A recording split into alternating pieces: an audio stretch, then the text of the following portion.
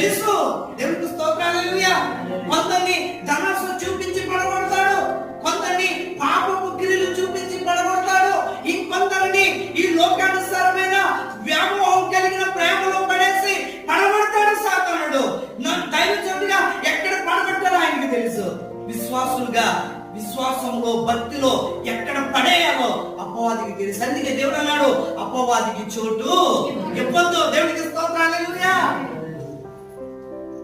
ప్రార్థనలో నిన్ను పడగొట్టకపోవచ్చు, వాక్యం ధ్యానిస్తున్నప్పుడు నిన్ను పడగొట్టకపోవచ్చు, నీవు దేవుని స్తుతించినప్పుడు నిన్ను పడగొట్టకపోవచ్చు, కానీ నీవు ఎక్కడ పడిపోతావో, ఏది చూపిస్తే పడిపోతావో అక్కడికి అపవాది మనల్ని ఏం చేస్తాడు, తీసుకొని వెళ్తాడు. అందుకే ఆయన మనం చూడు ఇవ్వకూడదు. కపటం కూడా వదులుకోలేదు.